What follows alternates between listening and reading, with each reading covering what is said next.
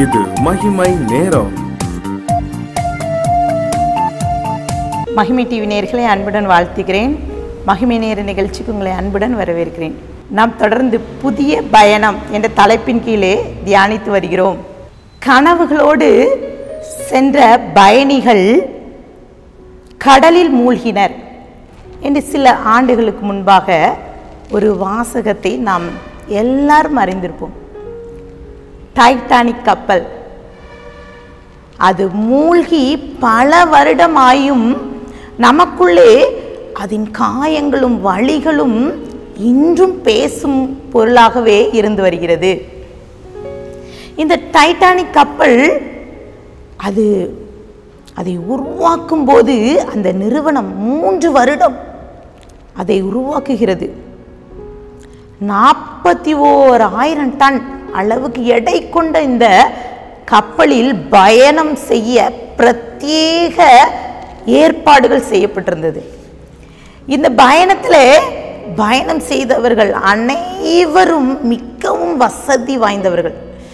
இந்த மிகப்பெரிய சொகுசு கப்பலிலே பயணம் செய்த பெருமை வேண்டும் என்பதற்காகவே இந்த பயணத்தில் சென்றோர் அநேகர். ஆனால் இந்த முதல் பயணத்திலே அவர்கள் அழிந்து விடுவார்கள் என்று அறிந்திருந்தால் பயணித்திருக்க மாட்டார்கள்.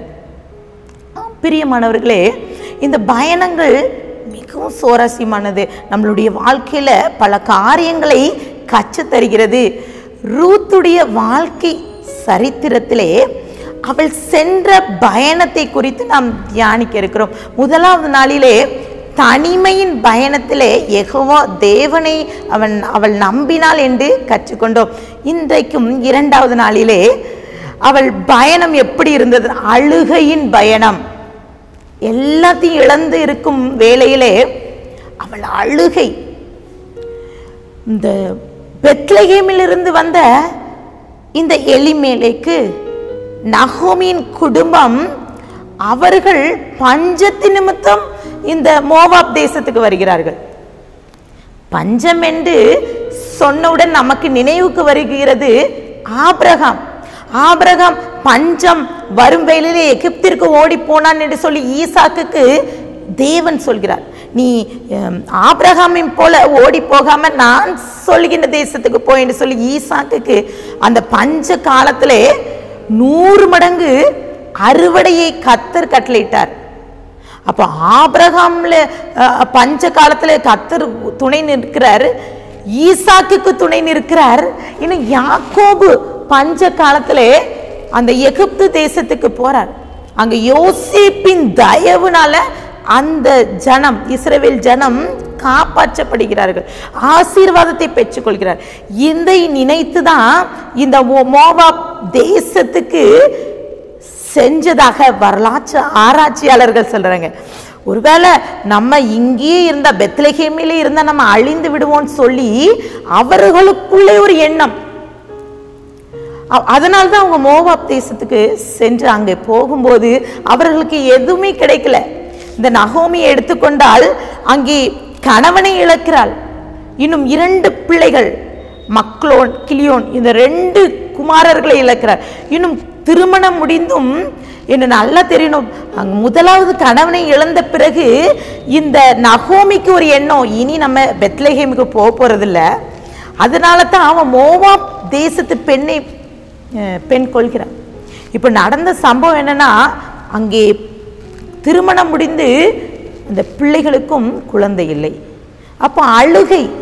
அங்கு பெத்லகேமிலிருந்து மோவாப் தேசத்துல இருந்து அழுகையின் பள்ளத்தாக்குல இருந்த இந்த நகோமி என்ற வாழ்க்கையில இந்த ரூத், அந்த தனிமையின் பாதையில சென்ற ரூத் இந்த நகோமியோடு இணைகிறாள். அவளுக்கு தெரியும் இந்த நகோமியோட வழி என்னன்னு தெரியும்.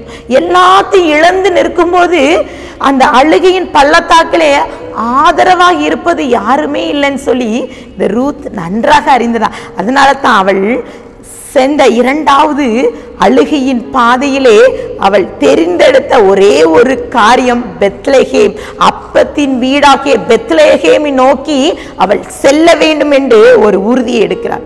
அவன் போற பாதையில, பெத்லகேமுக்கு போற பாதையில நகோமி கேட்கிறான், நீ போங்க, நீங்க உங்க அம்மா அப்பா வீட்டுக்கு போங்க, அங்க போய் உனக்கு நல்ல ஒரு வாழ்க்கை துணையை தேர்ந்தெடுத்து கொள்ளுங்க. நீங்க என்ன நம்பி வந்தா ஒண்ணுமே கிடையாது.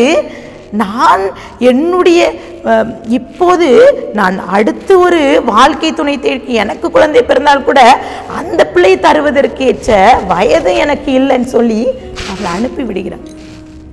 ஆனால் அங்கே அவளுடைய மருமகள் என்ன ஓர்பால், அவள் முத்தம் செய்து சென்று விடுகிறாள். ஆனால் ரூத்தோ விடாமல் பற்றி கொண்டிருக்கிறாள் என்று பார்க்கிறோம். ரூத் 1:16 அதற்கு ரூத், நான் உம்மை பின்பற்றாமல் உம்மை விட்டு திரும்பி போவதை குறித்து என்னோட பேச வேண்டாம். நீ போகும் இடத்திற்கு நானும் வருவேன், நீ தங்கும் இடத்திலே நானும் தங்குவேன்.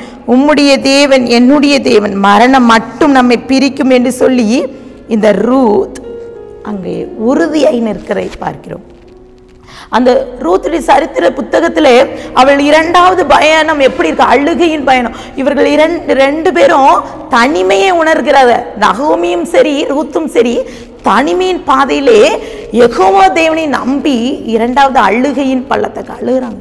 போகிற பாதையில் பெத்லகேமில் இருந்து மோவாப் தேசத்திலேருந்து பெத்லகேம் ரொம்ப கிட்ட. அவங்க நடந்து செல்லும்போது தன்னுடைய காரியங்கள் எல்லாம் சொல்லியிருப்பாங்கல்ல, அவங்களுடைய எல்லா சூழ்நிலைகள், அவளுடைய பாரம்பரியம், என்னுடைய பாரம்பரியம் எப்படி இருந்தது அப்படின்ட்டு எல்லாம் சொல்லி தன்னுடைய வழிகளெல்லாம் சொல்லி அழுதுருப்பான். இன்றைக்கும் கூட இந்த வார்த்தையை கேட்டுக்கொண்டிருக்கிற நமக்குள்ளாக கூட ஏதோ ஒரு கவலை, ஒரு பாரம், ஒரு அழுகை இருக்கலாம். ஒருவேளை இழப்பை நினைத்து நாம் அழுது கொண்டு இருக்கலாம், இல்லை குடும்ப சூழ்நிலைகளை நினைத்து அழுது கொண்டு இருக்கலாம், ஏதோ ஒரு கடன் பாரத்தை நினைத்து அழுது கொண்டிருக்கலாம். இன்றைக்கு கர்த்தர் அந்த ரூத்துடைய வாழ்க்கையில அவள் தெரிந்து கொண்ட 2வது பயணத்துல பெத்லகேம் அப்பத்தின் வீடாகிய தன்னுடைய தேசத்தை நோக்கி யெகோவா தேவனை நம்பி செல்கிறார். இன்றைக்கும் கூட கர்த்தரை நம்பி செல்வோமா? நம்மளுடைய வாழ்க்கை பயணத்தில் கண்களை மூடி ஜெபிக்கலாம்.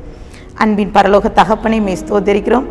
இந்த நாளிலும் கூட கர்த்தாவே, ரூத்துடைய 2வது பயணத்தில் அவன் அழுகையின் பள்ளத்தாக்கில இருந்தபோது நீங்க அவளுக்கு ஆதரவா இருந்து பெத்லகேம் அப்பத்தின் வீடாகிய தன்னுடைய தேசத்தை நோக்கி அவங்க செல்ல வேண்டும் என்ற ஒரு தீர்மானத்தை எடுத்தது போல நாங்களும் உம்மை நோக்கி அப்பத்தின் வீடாகிய உண்மையே நாங்கள் பற்றிக்கொள்ள, உம்மை நம்பி எங்களுடைய வாழ்க்கை பயணத்தில் எங்களுடைய அழுகையின் பள்ளத்தாக்கிலே நாங்கள் அதிலிருந்து வெளிவர, எங்களுடைய கவலைகள் கண்ணீரிலிருந்து ஒரு விடுதலை கிடைக்க நாங்கள் உம்முடைய சமூகத்தில் எங்களை அர்ப்பணிக்கிறோப்பா.